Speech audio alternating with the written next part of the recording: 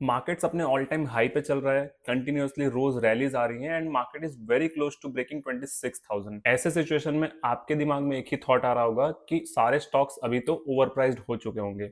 But that's not the case in Indian market, क्योंकि Indian market में आज भी बहुत सारे स्टॉक्स अंडर वैल्यूड हैं एंड 2026 के एंड तक तो ये बहुत अच्छे रिटर्न्स दे सकते हैं। आज के वीडियो में हम उन्हीं स्टॉक्स के बारे में डिस्कस करने वाले हैं एंड साथ ही साथ हम लोग रीजंस भी देखेंगे क्यों इन स्टॉक्स को चूज किया गया है। वीडियो में आगे बढ़ने से पहले एक चीज का बहुत ध्यान रखना कि मैं एक सेबी रजिस्टर्ड रिसर्च एनालिस्ट नहीं हूं, तो मेरे बताए गए किसी भी स्टॉक को आप डायरेक्टली रिकमेंडेशन की तरह ट्रीट ना करें एंड उसके ऊपर रिसर्च करके ही कोई इन्वेस्टमेंट करें। अगर आप चैनल पर नए हैं तो चैनल को सब्सक्राइब जरूर करें एंड आने वाले वीडियोस के लिए नोटिफिकेशन ऑन कर दें। प्रीवियसली हमने 2026 के पोर्टफोलियो के लिए म्यूचुअल फंड पे एक वीडियो बनाया हुआ था, जिसका लिंक आपको आई बटन पे एंड डिस्क्रिप्शन में मिल जाएगा। सेकंड वीडियो हमने सिमिलरली बनाया था क्रिप्टो मार्केट के ऊपर, जहां पे हमने डिस्क्राइब किया था best crypto currencies for 2026।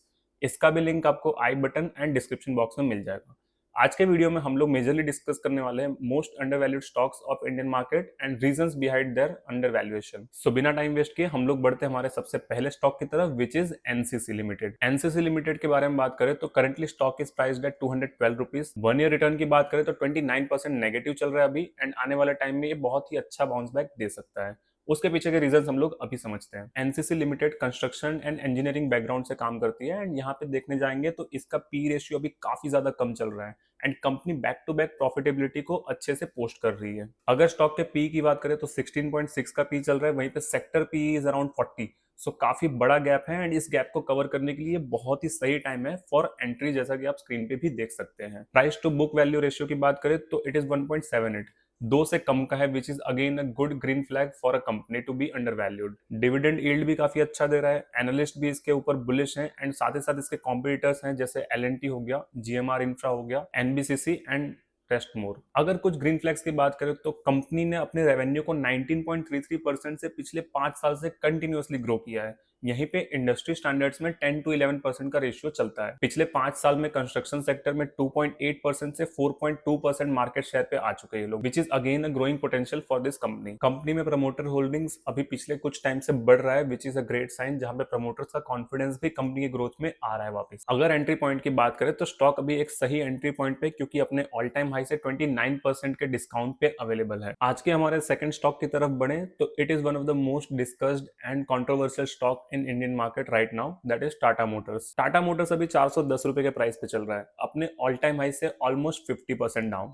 Valuation आधी हो चुकी है कंपनी की एंड जेएलआर के रेवेन्यू भी कम होते जा रहे हैं इन यूरोपियन रीजन। लेकिन ये सारे तो नेगेटिव पॉइंट हो जाते हैं, फिर भी हमने इस स्टॉक को क्यों चुना है? Because of its recent demerger from its commercial businesses. Tata Motors का कमर्शियल व्हीकल का बिजनेस ही इसके वैल्यूएशन एंड रियल प्राइस को होल्ड बैक कर रहा था अकॉर्डिंग टू मी, एंड उसके डीमर्जर के बाद now it is ready to boom because इसके रियल पोटेंशियल, इसके रियल रेवेन्यूज के साथ ये आगे बढ़ सकता है। स्टॉक का पी रेशियो की बात करें तो 7.1 का है, इंडस्ट्री पी 40 के आसपास चल रहा है। अगेन अ ग्रेट गैप, अच्छा पोटेंशियल अभी भी बचा हुआ है comparatively to industry growth. Automobile sector का one of the largest brand name है इंडिया में, चाइना में एंड यूरोपियन रीजन में, बिकॉज टाटा मोटर्स के सबसे बड़े मार्केट्स यहीं पे बैठे हुए हैं। पीबी रेशियो अगेन 1.23 का चल रहा है, विच इज लेस देन 2, तो यहाँ पे भी कोई दिक्कत वाली बात नहीं है। डिविडेंड यील्ड भी काफी अच्छा चल रहा है, नो डिविडेंड कट्स। कंपनी ने इंडस्ट्री स्टैंडर्ड्स के जो एवरेज ग्रोथ रेट था लास्ट 5 साल का, दैट वाज 12.4, उसके कंपैरिजन में 11.5% के आसपास ग्रोथ दिया है।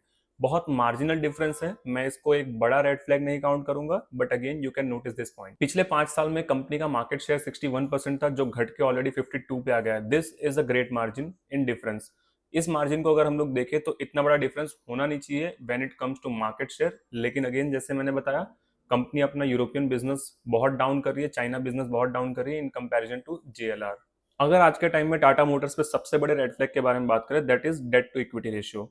कंपनी ने ऑलरेडी अपने इक्विटीज को प्लेज करके डेट ले रखा है एंड वो डेट एक छोटा अमाउंट नहीं है, that is 195% of debt to equity ratio. इसके अलावा हम लोग कॉम्पिटिटर्स की बात करें तो मारुति सुजुकी, महिंद्रा एंड साथ ही साथ एंड अभी रिसेंटली लिस्टेड Hyundai मोटर्स भी है। एक सिंपल थिंग जो मुझे सबसे ज्यादा कॉन्फिडेंस दे रही है इस स्टॉक में इन्वेस्टेड रहने के लिए, वो है promoters holding.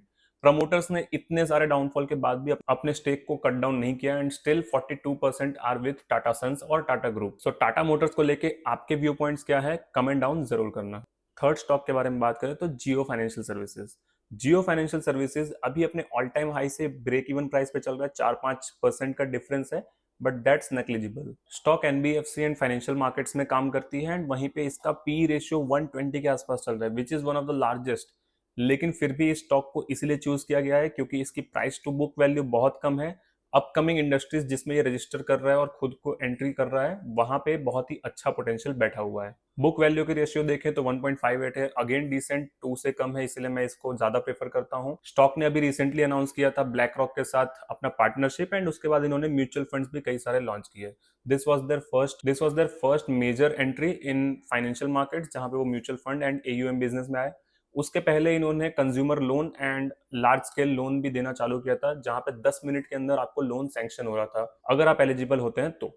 All this sectors are promising growth for this company, जहां पे ये मेजर रेवेन्यू को ड्राइव कर सकती है एंड अपने कॉम्पिटिटर्स को बीट कर सकती है। जियो फाइनेंशियल ने ऑलरेडी अनाउंस कर दिया है कि वो एक स्टॉक ब्रोकिंग बिजनेस में भी उतर रहे हैं, जहां पे डायरेक्टली compete करने वाले हैं Zerodha, grow and angel one के साथ। कंपनी का फाइनेंशियल परफॉर्मेंस काफी अच्छा रहा है, रेगुलरली अपने रेवेन्यू को ग्रो कर रहे हैं, अपने प्रॉफिट मार्जिन को ग्रोथ कर रहे हैं एंड इनका penetration and distribution channel already बहुत अच्छा सेट है because of Reliance industries group and साथ ही साथ जियो के कस्टमर बेस। स्टॉक में एंट्री पॉइंट की बात करें तो बहुत ही सही प्राइस पे मिल रहा है अभी स्टॉक, यहाँ पे भी एंट्री ले सकते हैं एंड थोड़े थोड़े करेक्शंस पे आप एवरेज आउट कर सकते हो इसको, because I believe this stock is going to give a multi bagger return in upcoming 4 to 5 years। Stock के कॉम्पिटिटर्स की बात करें तो बहुत बड़े बड़े कॉम्पिटिशन बैठे हुए जैसे Bajaj finance, Bajaj Finserv, Cholamandalam finance, Shriram finance and XYZ companies. अब बात करते हैं हमारे नेक्स्ट स्टॉक के बारे में which is Hindalco limited. Hindalco के बारे में बात करें तो इनका पी रेशियो अभी अराउंड 12 के आसपास चल रहा है, इंडस्ट्री पी इज 30 एंड साथ ही साथ इन्होंने पिछले एक साल में 23.5% का ग्रोथ दिया है on stock price. PB ratio 1.5 का है एंड ये एक लार्ज कैप कंपनी है जहां पे आदित्य बिरला ग्रुप का एक बैकिंग मिल जाता है इनको। पिछले 5 साल से कंटिन्यूअसली अपने रेवेन्यू को 15.1% से ग्रो कर रहे हैं,